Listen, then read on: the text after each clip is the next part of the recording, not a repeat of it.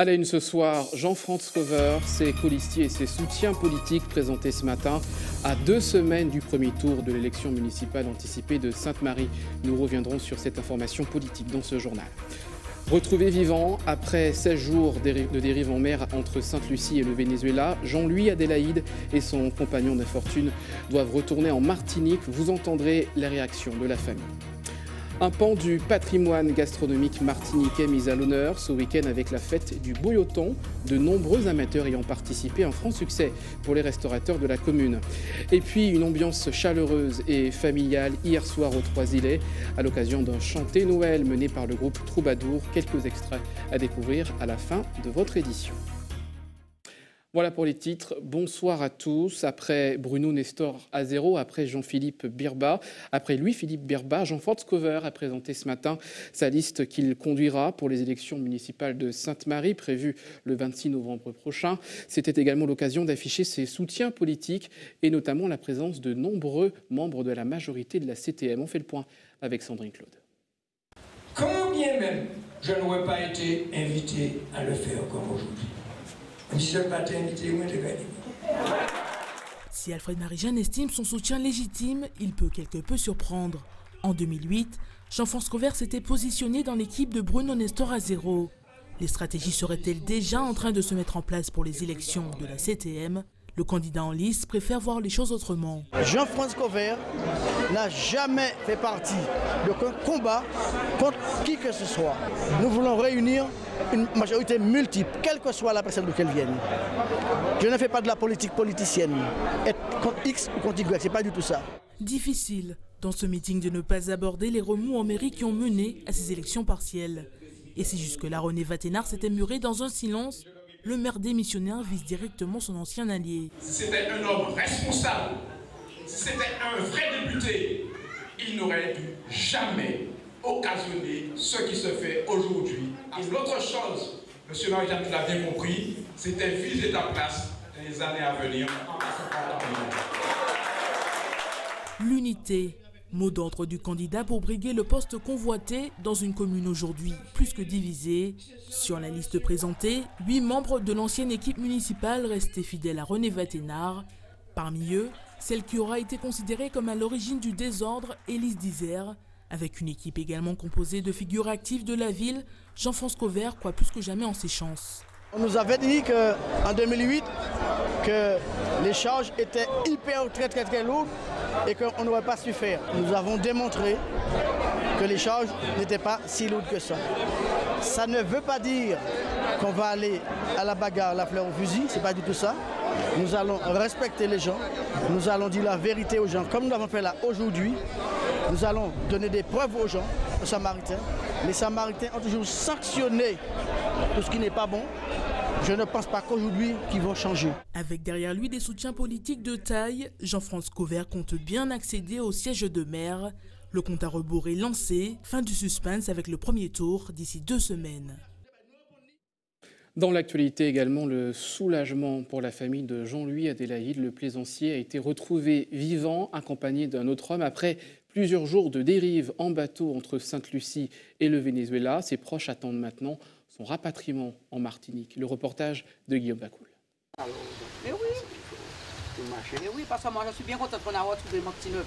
Les sourires retrouvés d'Alik et Marilyn, l'oncle et la tante de Jean-Louis Adélaïde. Disparu en plein canal de Sainte-Lucie depuis le 27 octobre, le plaisancier a été retrouvé sain et sauf par un pêcheur à Porto Rico. Il attend maintenant d'être rapatrié depuis le Venezuela. Aujourd'hui, je suis soulagé parce que je suis venu moi, je suis content que je trouvé.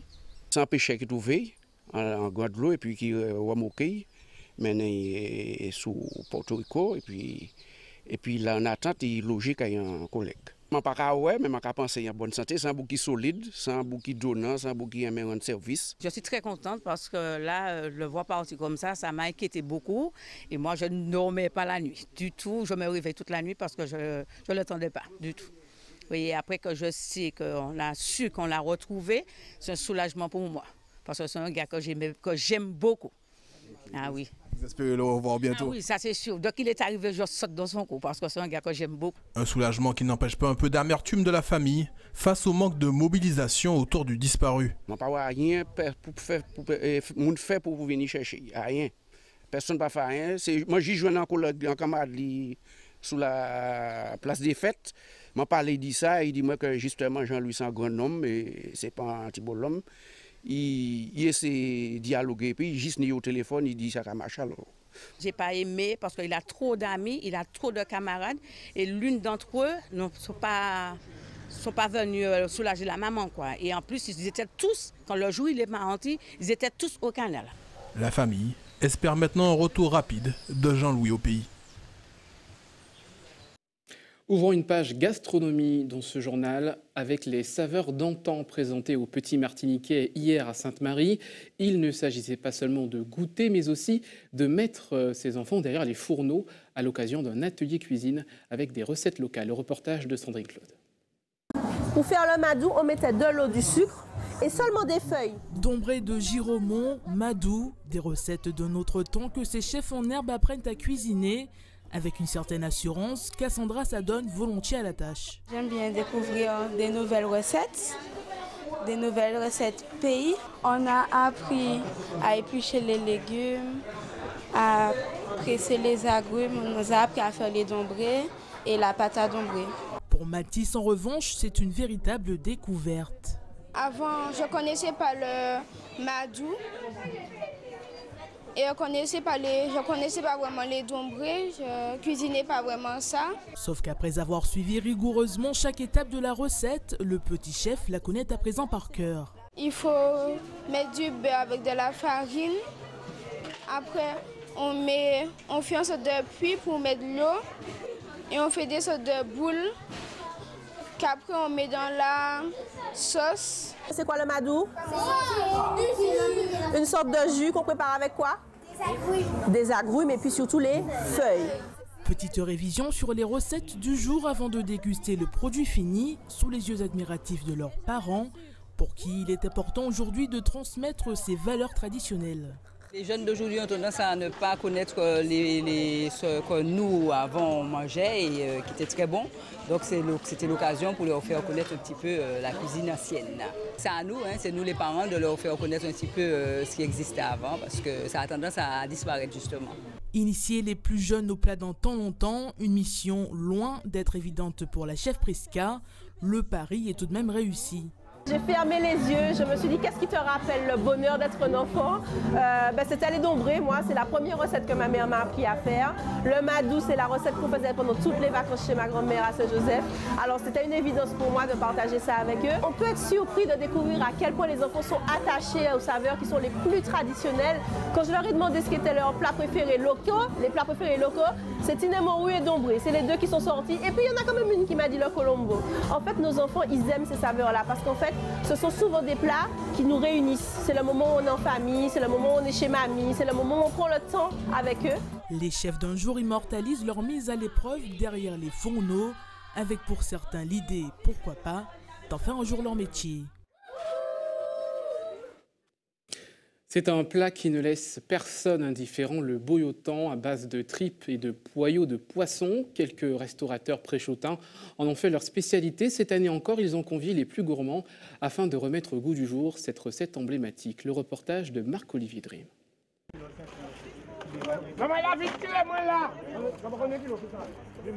Derrière leur fourneau, les réflexes pour réussir un bon boyotan n'ont pas changé. Pour cette édition, dès l'entrée du bout, Gina annonce la couleur avec ses acras de boyotan. Venez, tout ça. Tout ce qu'on fait est bon, tout est bon. Goûtez, tout ce que Gigi est à fond. Tout est bon. Tout est bon. Ça vaut le détour, monsieur. Chez Alice, Sissemet est proposé tout au long de l'année. Aujourd'hui, la restauratrice a fait le nécessaire pour accueillir sa clientèle habituelle. A priori, chez vous, on en redemande. Ah oui, ça, c'est tous les jours, on en redemande. Que ce soit boyotan, que ce soit chatrou, que ce soit cochon sauvage, je vais oublier moi d'Alice. Et pour celles qui découvrent ce mets, le verdict est immédiat. C'est la première fois que j'ai trouvé très bon. Donc, je pense que la prochaine fois, je reviendrai. Ceux qui ne sont pas là ont tort. Autrefois connu exclusivement dans les familles de marins-pêcheurs, le boyotan s'ouvre aujourd'hui au monde. Thierry Dazini a hérité selon lui d'un savoir-faire qu'il continue à améliorer au fil des années. Elle s'appelle Madame Nadoginet. C'est elle qui m'a appris à cuisiner le boyauton, vraiment, je peux le dire. Et après, j'ai amélioré le produit, j'ai amélioré les saveurs. Chez lui aussi, l'heure du roche a sonné. Et sur les tables, le plat du jour est encore au goût du boyauton. Le thème, c'est poisson, son et boyauton. Donc il y a aussi du poisson, c'est-à-dire tous les produits de la mer. Suite au lahar, nous avons décidé de mettre le boyauton à l'honneur. Et c'est comme ça que boyauton a démarré, au fraîcheur. Plus de 7 ans après le lancement de cette opération, on est prêt à tout pour découvrir ce plat. Ça fait une heure qu'on a réservé. Vous êtes prêt à attendre le boyauton? Oui, on attend, il n'y a pas de souci. Délicieux. Boyauton classique, boyauton en pâte et en pot, en accra. Plus que jamais, ces restaurateurs font tout pour encore diversifier ce patrimoine culinaire sans se disperser sur ce bout du Nord Caraïbe. On poursuit ce journal avec ce coup de projecteur sur les pompiers de Martinique, professionnels ou volontaires. Ils sont près de 1500 à apporter secours tous les jours et pour être opérationnels, ils ont besoin d'un entraînement régulier. Leur condition physique fait même l'objet d'évaluation. Les coulisses avec ce reportage de Marc-Olivier Drey. 3, 2, 1, c'est parti. Cette année encore, ils sont plus de 1000 femmes et hommes sapeurs-pompiers à subir l'épreuve du CACOP. Notez par là, contrôle annuel de la condition physique. Engagé comme sapeur-pompier volontaire depuis 6 mois, cet agent féminin effectue pour la première fois les mêmes tests que ses collègues professionnels. Après un entraînement quand même quotidien, ça va. Tout ceci sous la gouverne d'opérateurs sportifs, aujourd'hui répartis à Fort-de-France, au François et ici au hall des sports de Trinité. 2 minutes, c'est bon. Suite à l'arrêté du 6 mai 2000, les pompiers sont astreints à passer 5 épreuves, qui sont le test de Kili, qui permet de mesurer la force des membres inférieurs, le test de gainage, qui permet de mesurer la force du dos, le test de pompe, qui permet de mesurer la force des membres supérieurs. Le test de souplesse et pour finir, le test dit Luc Léger pour apprécier les capacités cardiaques de chaque secouriste. Bien entendu, il s'agit là d'évaluer pour prévenir tout risque d'accident, au-delà même des performances non satisfaisantes. Quand on intervient, on a une montée d'adrénaline qui peut être brutale. Il faut absolument que le sapeur-pompier, au niveau de ses capacités cardiaques, mais ses capacités aussi musculaires, sa souplesse, soit en mesure de réagir rapidement à des situations personnelles qui peuvent être particulièrement stressantes pour son corps. Un corps que chacune est amenée à entretenir au-delà même des dispositions prévues pour ce type de mission.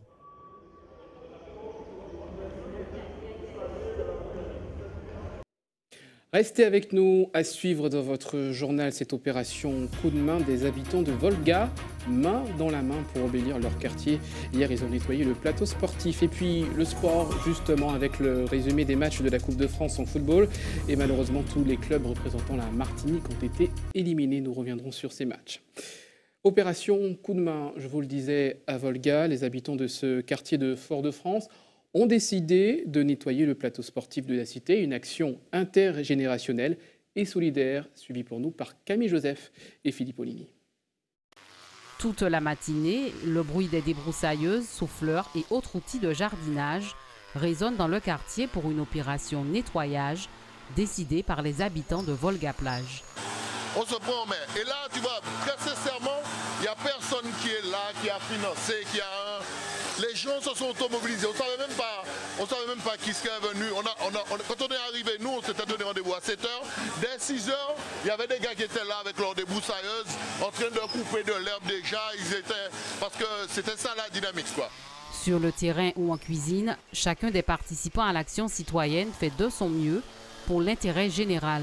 Un coup de main, c'est un bon bec là, puisque quartier, faut nous mettre belle, c'est nous qui avons dit dingue. Donc faut nous mettre belle, faut nous mettre un coup de main. Je suis venu pour participer, étant donné que il y a un club de handball qui ne fonctionne pas en ce moment parce qu'il y a tellement d'herbe et puis un manque de fonds pour les activités. Alors je suis là pour pouvoir donner un coup de main et une force pour le quartier, pour les jeunes du quartier, tout le monde quoi. En réalité, cette journée consacrée à remettre le plateau sportif en état de fonctionnement rappelle aux habitants de Volga que le coup de main est une philosophie bien ancrée au sein de ce quartier populaire foyalais. Volga, c'est un quartier qui est bâti à coup de main. Donc ça veut dire que l'esprit du coup de main est resté. Nous, ni en la rue de la Volga, je crois que la rue du coup de main. Donc le coup de main est dans l'esprit de Volga. Cette tradition-là, elle est martiniquaise, elle est volga-plagienne. Et aujourd'hui, on doit se prendre en main. Chaque quartier doit prendre son destin en main. L'autonomie du quartier, on doit essayer amener sa pierre à l'édifice pour nous arriver plus devant. Et puis nous avons ça et puis force, l'amour, volonté. Les organisateurs ne pensent pas s'arrêter en si bon chemin et comptent bien associer le plus grand nombre à d'autres actions visant à améliorer le cadre de vie de la population de Volga. Voilà pour cette belle initiative en Guadeloupe, la question de l'aménagement du territoire avec la communauté d'agglomération Cap Excellence qui souhaite impliquer les citoyens. Hier, le programme Mon quartier, mon projet a été présenté au Mémorial Act. Le reportage d'Elisabeth Arsène. 21 partenaires sociaux se sont réunis au Mémorial Act pour la journée porte ouverte du contrat de ville. Objectif cette année, permettre à des associations de présenter des projets favorisant la cohésion sociale de leur quartier. On va dire que c'est un rendez-vous habituel, puisque ça fait plusieurs années avant dans l'ex-CUX, mais aussi depuis 2015 avec le nouveau contrat de ville que nous organisons cette grande rencontre conviviale et familiale avec tous les partenaires du contrat de ville, et tout cela porté par les associations d'habitants, voire aussi par une dynamique d'habitants elles-mêmes au sein maintenant des nouveaux conseils citoyens qui sont en train de s'installer dans les quartiers. C'est ça cette journée porte ouverte. Montrer l'espace de projet, montrer la mobilisation partenariale, la mobilisation du président de Cap Excellence, des maires, du préfet, de tous les services de l'État, du département de la région, de tous pour faire ensemble et apporter quelque part une amélioration du vivre ensemble, une amélioration des conditions de vie des habitants dans ces quartiers. Mais on le fait avec les habitants, au travers de leur association ou avec eux directement. Tout comme de nombreux porteurs de projets, l'association JOC ainsi que l'association Adeline sont venus soumettre eux aussi leurs idées, des projets qui visent à valoriser notre culture et nos traditions. Avec ce concept-là, nous avons fait des projets avec des jeunes du quartier de Rizé, Grand Camp, La Croix. Pour nous faire un battle en finale, et avec Cap Excellence, nous avons fait ça. Et puis pour nous amener à intéresser à ces jeunes-là de faire un sport, un art martial, ils vont mettre qui casse mieux. Et puis après ça,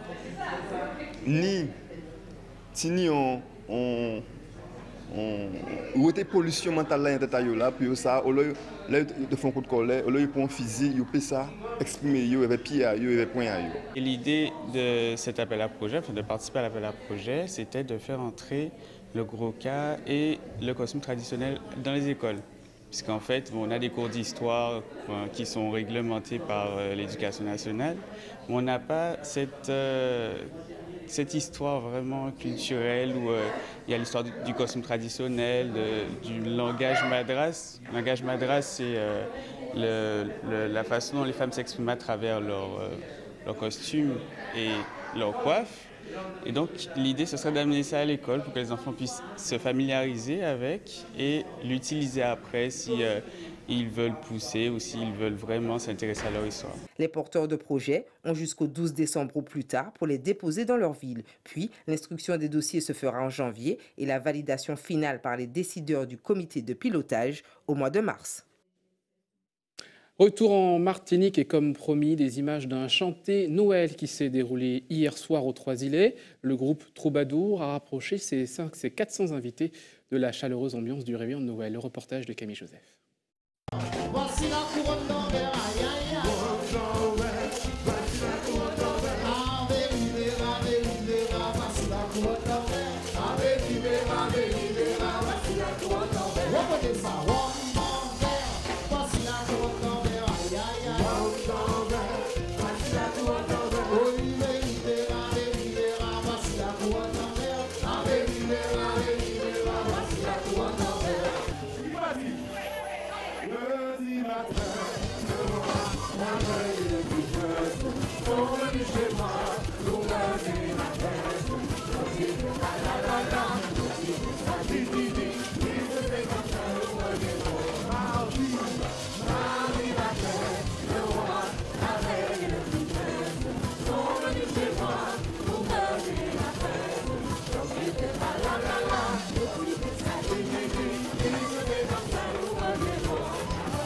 ce soir, l'ambiance, elle est très très bonne. C'est une super bonne ambiance avec les troubadours.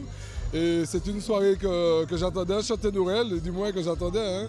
Et ça se passe super bien. Je suis heureux, tranquille. C'est notre tout premier chanter Noël. Donc nous avons tenu à être là, tranquillement, avec la famille. L'ambiance est impeccable, rien à dire. Bien que la première fois je participe, mais ça va. C'est chaud, c'est de l'ambiance, de la dynamite, de l'amusement, il n'y a rien à dire. C'est une ambiance très bonne, très ambiance familiale au soir. Au soir, nous là pour nous amuser comme nous. Et puis, on est en famille là.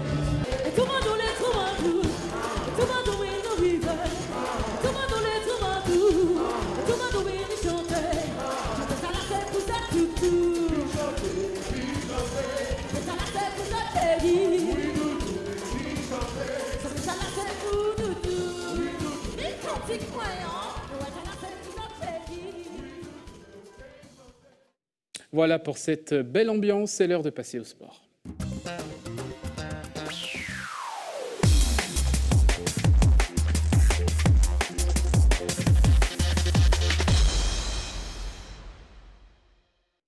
Toute l'actualité sportive de votre week-end, c'est maintenant et on revient dans votre page de sport sur la déception des clubs martiniquais. Le Golden Lion et le club Colonial ont été éliminés du 6e tour de la Coupe de France. 2 matchs avec 2 physionomies différentes, résumées pour nous par Carrie Chassol. D'entrée, l'ASM Belfort en jaune se projette vers le but adverse. Un pressing haut qui gêne le club Colonial, mais il faut attendre la 9e minute pour voir Guillaume Arizi solliciter Emmanuel Vermignon. La première occasion clubiste est la bonne. L'ancien en profondeur, Franck Rochambeau, perd le contrôle du ballon qui revient vers Alex Balmy qui est crocheté. L'arbitre désigne le point de pénalty. Il est transformé par le capitaine Gérald Dondon. Mais juste après cette ouverture du score, les clubistes connaissent 2 coups durs avec les blessures de Marvin Bélance et Didier Bernabé. Les Belfortins continuent, eux, à mettre en place leur jeu. À la 32e minute, ils se procurent leur plus grosse occasion. Ce centre passe devant les buts de Vermignon. Le ballon est sorti par Romain Banet. Et l'ASM Belfort est logiquement récompensé.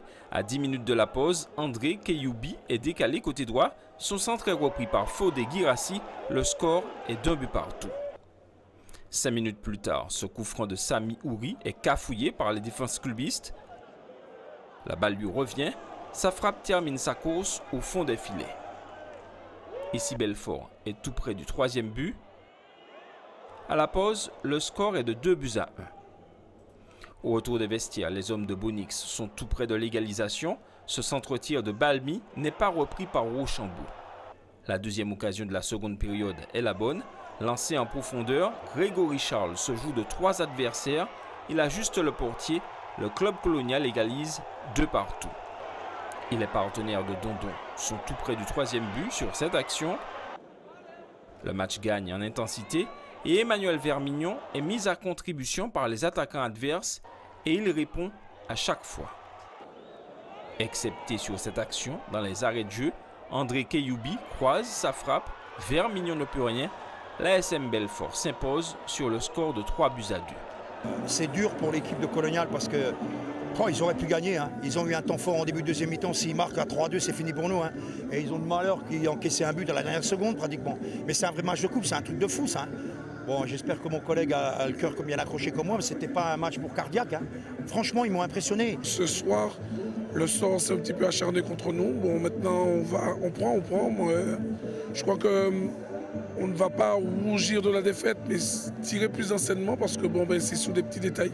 Après, comme j'ai toujours dit, on a un groupe à ceux qui y rentrent de montrer qu'ils ont le niveau et qu'ils peuvent faire partie de cette équipe. À Concarneau, le Golden Lion n'a fait illusion que pendant une dizaine de minutes. Le festival de Concarneau débute dès la 17e minute avec ce but d'Idadza. L'attaquant de Concarneau marque 2 autres buts aux 34e et 38e minutes.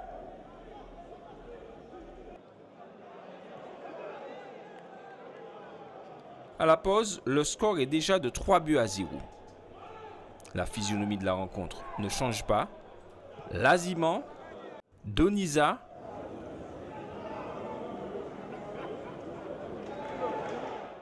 Corée.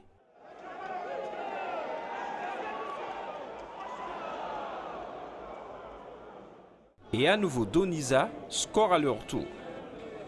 Le Golden Lion battu 7-0 par Concarneau devra se reconcentrer sur le championnat de Régional 1 où il est, là aussi, en grande difficulté. Voilà pour l'épilogue donc de ce 6e tour de la Coupe de France pour les équipes martiniquaises. En football, on fait le point sur le reste de l'actualité sportive avec Loïc Régis. Sport nautique, Kevin Carlini s'impose lors de la dernière journée de la Martinique Cup de jet ski sur le plan d'eau du Diamant. Au classement général, il devance Alexandre Barré 2e et François Médori à la 3e place. C'est une des plus belles. Et voilà, on a réussi à aller jusqu'au bout. Maintenant, on va fêter ça. Je suis content d'être là. Et encore merci à Tédipol de m'avoir sauvé la vie hier. Mon père qui a fait du bon boulot, mon équipe et l'organisation. J'ai tout donné. Franchement, je me suis vraiment régalé. Je me suis régalé toute la compétition. Je regardais au compteur, on a fait quasiment 7 heures de jet. Et franchement, non, je me suis vraiment régalé. Kevin la mérite amplement. Il était au-dessus. Ils avaient préparé une super machine, je félicite son équipe. On a eu pas mal de problèmes, voilà, on arrive à rester sur cette 3e marche du podium, c'est l'essentiel. Je ne pouvais pas faire mieux vu les soucis que j'ai eus. Je voudrais remercier toute mon équipe pour tout le travail qu'ils ont fait sur la machine. On a eu beaucoup de problèmes, ça a été très, très fatigant pour l'équipe, pour nous, donc je suis content du résultat quand même. Natation au Lamentin, premier temps fort de la saison avec le championnat interclub. 5 clubs de la Martinique participaient à la compétition. Au classement par équipe chez les dames, le François Natation Club décroche la première place devant Schellcher Natation 2000 2e et le Longvilliers 3e. Chez les hommes, on retrouve le Longvilliers Club sur la première marche du podium, suivi de l'Espadon de Fort-de-France 2e, Schellcher Natation 2000 à la 3e place. Sport collectif, dans le choc de la 6e journée de pré-national en handball féminin, l'Arsenal qui recevait le réveil sportif s'est imposé sur le score de 23-20. Une rencontre qui a tenu toutes ses promesses. Nous reviendrons demain sur les autres résultats et les classements. En volleyball féminin, la 5e journée du championnat d'excellence a vu les victoires de l'Espoir 3-7-1 dans le choc face à l'Éveil. Victoire également de l'Éclair et du Rayon. Au classement, l'Éveil est leader, l'Espoir suit à 4 longueurs et le Smash Club à 5 points. Chez les hommes, victoire du RCA dans le derby arlésien. L'Espoir et l'Éclair se sont également imposés. Au classement, l'Espoir est leader devant le RCA et le Good Luck. Voilà pour le sport. On referme ce journal avec cette information pratique. Votre rendez-vous pour le don du sang demain à Fort-de-France, au Palais de Justice, boulevard Général de Gaulle, entre 8h et 13h. Une deuxième collecte sera mise à votre disposition, située au Lamentin, au garage Sodiva Citroën, zone industrielle à Cajou, entre 8h et 13h, avec toute l'équipe de l'EFS. Je vous rappelle les principaux titres développés dans cette édition. La politique avec la présentation de la liste de Jean-France Cover aux élections municipales anticipées de Sainte-Marie. C'était ce matin. On présente de nombreux soutiens issus de la majorité de la CTM, dont Alfred Marie-Jeanne. Le soulagement pour la famille de Jean-Louis Adélaïde, le plaisancier disparu le 27 octobre dernier, a été retrouvé sain et sauf. Il est au Venezuela dans l'attente de son rapatriement en Martinique. La gastronomie avec la fête du Boyotan, clôturée ce dimanche au Prêcheur. Cette année encore, la manifestation autour de ce plat à base de poisson a rencontré un franc succès. Et puis une nouvelle ambiance que vous avez pu découvrir avec nous, une ambiance de chanter Noël. Ce dimanche, c'était aux Trois-Îlets. Hier, c'était aux Trois-Îlets avec le groupe Troubadour qui a réuni près de 400 personnes. À suivre la rétrospective de l'actualité 9/7/7. Ensuite, la météo. Demain, retour de l'information avec Sabriné dès 18h50. Excellente soirée à vous et merci de votre fidélité.